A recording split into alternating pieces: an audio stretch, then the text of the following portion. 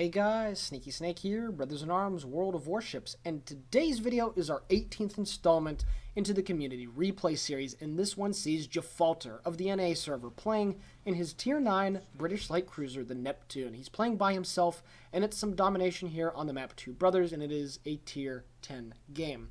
So, the British light cruiser Neptune, we haven't ever featured it on our channel before. We do have a few replays from British light cruisers. We have a few Belfast replays, I think one or two Fiji, and maybe a Leander and an Emerald. I don't know for sure, but we certainly haven't featured any of the high-tier British light cruisers.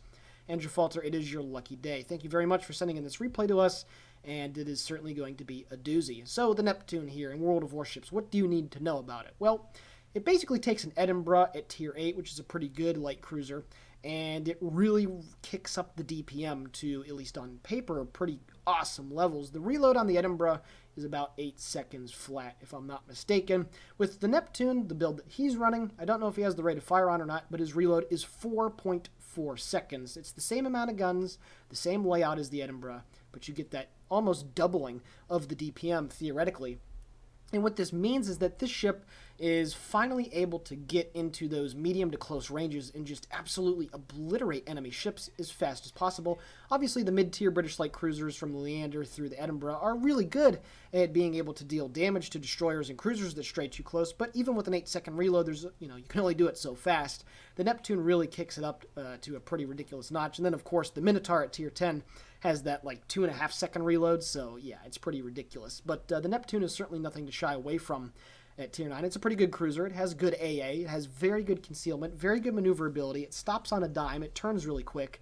But the only problem about this ship, and of course it's a problem throughout the whole line, is the very poor armor. It only has 16 millimeters of bow armor, so what that means is that enemy cruisers that have Tier 8, 8-inch guns, generally from Tier 8 and up, are able to overmatch your bow at point-blank ranges, I'd say, of like 8 or 9 kilometers and less. So what this means is that it's not only battleships that are able to absolutely delete these things, but other cruisers as well. So you do have to be very careful, and considering that jfalter is playing by himself here, he really has to manage his smoke and his hydroacoustic consumables very well. That's the key to playing British light cruisers very well. Managing your smokes, using them in the right situations, using your hydroacoustic in the right situations, and not putting yourself in positions where he's going to be able to get obliterated by the enemy battleships. And certainly here, there's no reason for him to go out there. There's the Aguma that's in Delta moving in just right now, so there's no reason for him to go out and have the potential to get deleted by the Bismarck. There was an Azumo, the Montana, of course. So he's just going to sit here behind the island, undetected, not even using his smoke, actually, just staying out of line of sight and getting some solid damage in. And you can see here, the armor-piercing shells on the ship are absolutely no joke. The reason being is because the British light cruisers do not have access to high explosive, but what they trade for it is so-called super heavy armor-piercing shells, which, although they're only 152 millimeters of caliber, they have much better penetrative qualities, both in the angles that they can deal damage, and also they go into the ship farther before exploding the timer on it. So what that means is that superstructures that are very lightly armored, short of the conning tower on battleships, can just soak in the damage from these ships. And it's something you have to be very careful of, because you're probably like, oh, it's just a light cruiser. I'm taking some hits here and there, whatever, no big deal. The damage does add up really quickly, and he's already at 30,000 damage as he hits that Montana for about 4K right there. So yes, it's all about managing your smokes and managing your hydroacoustic. That's the key in these British light cruisers. Again, it's very beneficial to be divisioned up with, say, an American destroyer. That's probably what is the best way to do it in these ships. But either way, he's not putting himself in any danger whatsoever, and he's doing just fine here at the beginning of the game. 408 to 408, no enemy ships or friendlies have been destroyed. The enemy team is pushing about equally at Alpha and at Delta, and the forces that are over there at Alpha on his team are slowly going to get eradicated, and that will be a problem later here in the replay. So now he's going to get some long-range shots here at the enemy Dmitry Donskoy. Even at these ranges, hitting the superstructure, you can still do some really good damage, but you definitely want to get to that sweet spot with British light cruisers. For me, I'm at the Fiji at Tier 7. It seems to be around 10 kilometers. That seems to be the kind of range that these armor-piercing shells just ridiculously deal damage, and it doesn't really matter what angle that they're at either. So very good stuff here. He's almost at 50,000 points of damage done so far, and he's going to crack over 100 shells already here at the beginning of the game. 15-18 left to go in the game. More shells falling in on the Yagumo, and he gets about 2,100 damage done there. Only a couple shells hit. Like I said, these British light cruisers are extremely good at dealing with destroyers because their AP just absolutely wrecks them on the broadside. Because they're the super heavy, they're able to do penetrative damage a lot easier than other AP shells would be able to. So the Yagumo continues to spot him, but he's going to get into the safety behind this gigantic rock that's on his right side. And his detection range is about 10 kilometers, which is pretty good for a cruiser. It's not as good as the Japanese. Those pesky Japanese heavy cruisers like the Mogami at Tier 8, for instance, can get detection range of about 9.3 kilometers with a full concealment build. So these aren't the sneakiest cruisers tier for tier in the game, but they certainly are doing the job just fine. So he's going to continue now to pepper this enemy Montana with more armor piercing. He's got 18 seconds left on his smoke. He does run the perk, or the captain skill that tells you when enemy shells are incoming. Now for me personally on my cruisers, I prefer to use the tier 1 captain skill that tells you how many enemy ships are aiming at you. I find it to be very helpful.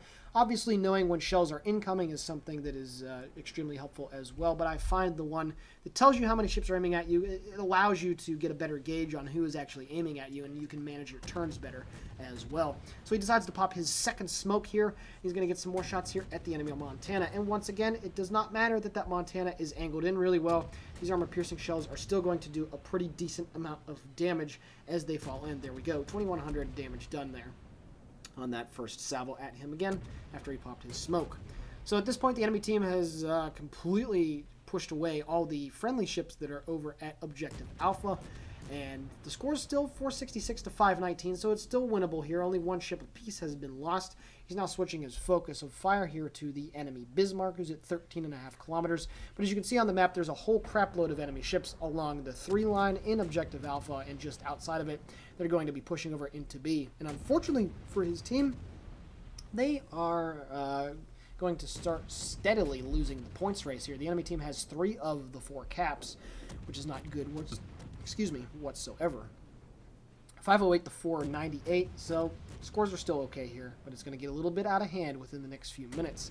And with those enemy ships that are moving in here towards Objective Alpha, it is not going to be a good day at all. The majority of his team that is still stuck over at Bravo, as the Benson gets taken out by the Monty, they're continuing their retreat over here to Objective Delta, so the enemy team is pretty much doing exactly what you need to do in domination, is herd the enemy team over into one corner of the map, get more caps going, and then you can just slowly whittle them down. So he's now at this point hit over 200 shells and done 71,000 points of damage, so pretty good damage totals thus far. His impact on the game has been pretty decent over here at Objective Delta in the area of, but again, in any second now, he's going to realize that those enemy ships that are pushing into Bravo are going to be a gigantic problem. So as the smoke just runs out, I believe right about now he's going to turn around and look, and holy crap, there are a lot of ships that are going to be moving in towards B. There's an enemy Montana. There's actually 2 Montanas behind him. There's a New Orleans. There's an enemy Zhao. There's also an enemy destroyer that's over in Bravo that has just moved into the cap. So at this point, yeah, he's got to be very careful here, because the Zhao also can get a sub 10 kilometer detection range.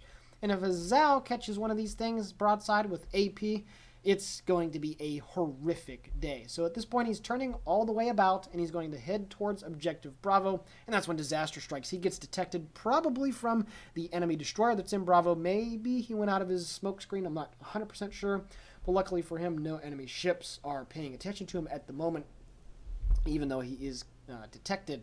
So he's going to push in as close as he can to Bravo without putting himself in too much danger, and at this point, the incoming warning appears. The Zhao shoots a full broadside, unfortunately for him, as he takes 8,000 damage. Unfortunately for the Zhao, that is, he did not have AP loaded there. If that was armor piercing, there's a chance that, well, he would have been able to get a full deletion. No joke. I've seen it happen before. It happens all too often. More shells are coming in from the enemy Zhao. Luckily, he's able to turn away just enough, and only takes 1 shell. As he pops his 3rd smoke, he can't wait any longer, cannot afford to risk it. There's 2 Montanas, and torpedoes are actually coming in on his position as well. Luckily for him, he is able to skirt right in between both salvos. Now he's going to get more shots here at the enemy Montana, who's 13 kilometers away, and it looks like he has his engine knocked out, which is a very rare occasion on these high-tier battleships. And this is the rain of steel that you have at these high tiers with these British light cruisers. Just so many shells going down range so fast, And once the shells start to connect, they just absolutely wreck whatever you're aiming at, and it's really awesome when you're playing in them. Switching his focus now to the enemy New Orleans. He's at 12.5 kilometers. Probably won't be able to get a citadel at this range, but he'll still be able to do some pretty good damage if he hits the upper part of the hull. And now he's just focusing his fire between whatever ships that he deems are the most vulnerable. The Montana decides to blind fire in, and holy crap, he gets lucky. He takes 2 shells over pens for about 2,700 damage, but he's very lucky that that Montana was aiming just a bit too high, or once again, he would have probably been instantly deleted. At this point, the Kagero is making a man charge right here for his smoke. He gets detected at 5 kilometers away, and this is where, like I said, the Neptune and British light cruisers shine. Just watch how quickly this Kagero loses his hit points. More shells flying in, and boom, look at that. What a solid hit right there. Neptune is able to take care of business, gets his first kill of the game, 92,000 points of damage done. Gets his hydroacoustic popped just in case, but unfortunately for him, his smoke is about to run out. So at this point, he realizes he only has about 10 seconds left in here before the smoke starts to dissipate, so he's going to get a full broadside of torpedoes out around the headline. And that's one thing that I did not mention about the Neptune. It actually has a pretty good armament of torpedoes. You do get 8 of them. They do hit really hard. They have pretty good range and pretty good speed. I don't know the numbers off the top of my head, but they're almost comparable to the Japanese heavy cruiser torpedoes that you are able to get at these tiers.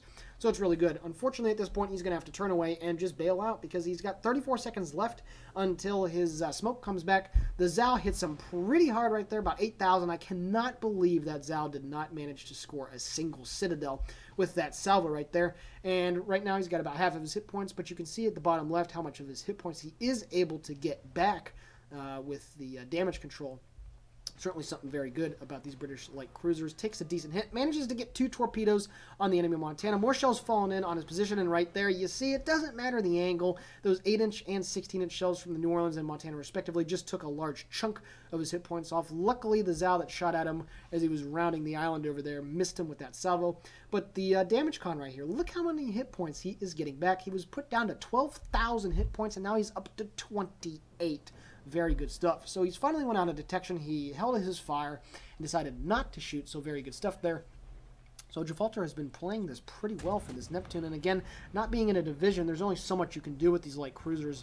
There's only so much influence on the battle that you can have. He's up to 134,000 points of damage with 3 torpedo hits and the Confederate, of course.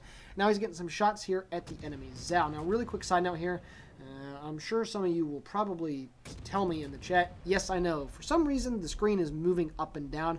I have no idea why it was doing that. There was nothing that I could do to fix it. Gets about 5,000 damage there on the enemy Zao as he just popped his last smoke screen. So once this smoke screen is out, he's in pretty big trouble. More shells falling, and oh my goodness, that Montana has come so close to guessing correctly twice. Those shells were just barely short. 589 to 825. His team has captured Objective Delta, and he does have some ships on Objective Charlie, but at this point, it pretty much looks like this game is going to be a loss. There's only 6 minutes and 57 seconds left in the game. And he's getting some pretty long-range fire now at this Montana, but again, there's only so much that it's going to be able to do. 4,000 damage, however, on that last salvo. Even though that Montana has taken quite a bit of damage, there is still plenty of saturation that needs to be done on the superstructure. And once again, over 4,000 damage, it's extremely annoying to deal with. I know the feeling all too well. And right there, over 5,000 damage right there on back-to-back salvos. Very, very good stuff. He does just move a little bit ahead in his smoke screen. So he decides to go in reverse and back up right into the thick of it. The Zao kills the Yami. 549 to 913 at this point. The enemy team is almost ready to just take care of this game. If it were to end right now, I don't think jfalter would be too upset with the influence and the impact and the results that he's had in this game, quite frankly. He's done very well indeed. And right there, another solid hit into that Monty of about 4,000 damage. And once again, this long-range fire, once it continues to pile up, it's extremely annoying to deal with. So at this point, he does have a friendly Otago and a Yagumo that are trying to come back here to help out Objective Bravo. His 2 buddies that are over at Alpha are dealing with an enemy cruiser that has made a yellow line. It's the enemy Zao that's over there. The Montana does happen to take him out, so they're still trying to claw their way back. It's not completely gone yet, but at this point, they really do need to start killing these ships that are low health. There's the New Orleans on 7,000 health that needs to get taken care of, and the Montana is also at 2,500. The other one's at 39, so not too bad, but of course, the threat still exists of that second Zao that's over there, and unfortunately, he does get detected. Shells are incoming.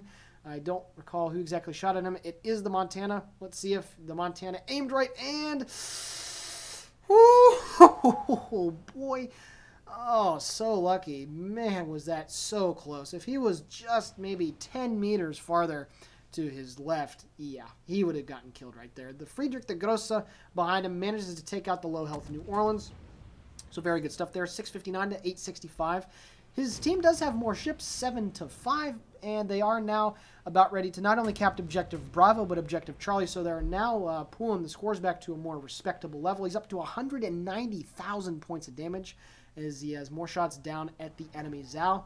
Those Montana still need to be dealt with, of course, but now it's looking a lot more manageable. 706 to 823, and they have 3 of the 4 caps. So his team has done a pretty good job of bringing the scores back here.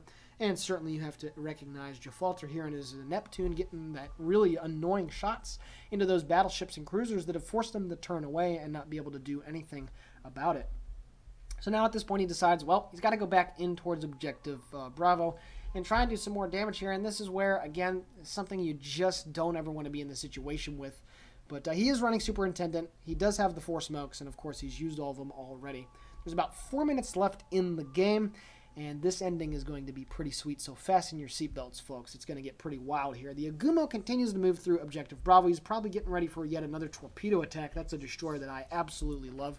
The Zao pops up at 13.3 kilometers as he starts to turn away. And jfalter here is now going to start shooting his guns in anger at that Zao. Unfortunately, the North Carolina gets taken out by the enemy Zao that's up here.